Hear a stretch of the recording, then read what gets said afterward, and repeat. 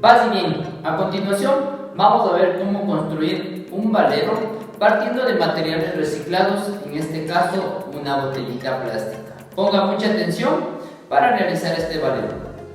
Primer paso, vamos a sacar la etiqueta que tenga nuestra botella. A continuación vamos a ir marcando la zona para recortar nuestra botella. Puede ser por la mitad o puede ser un poquito más arriba de la etiqueta. Ahora, con ayuda de una tijera, vamos a ir recortando por donde marcamos. Y básicamente, esta sería nuestra parte principal de nuestro valero, la parte que tiene el pico. Ahora, vamos a proceder a colocar la cuerda o lana o lo que usted tenga en nuestras tapitas.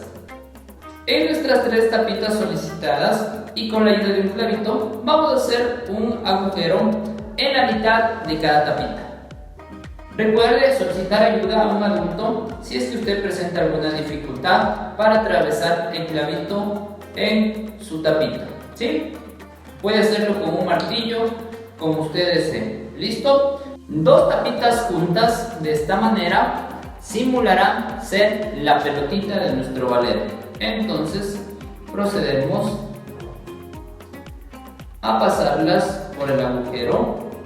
Recuerden que deben estar las dos tapitas apuntando al centro, ¿sí? Van a ser la pelotita de nuestro valero.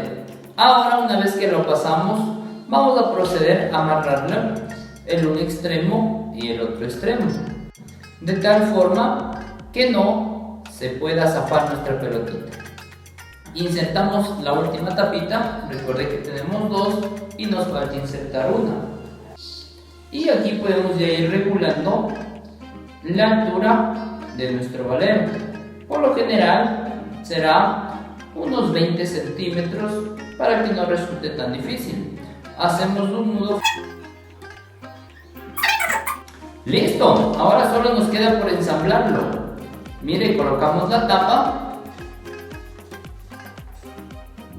Y por acá ya lo tenemos listo. Mire, con mucha atención. Ahora sí, practiquemos.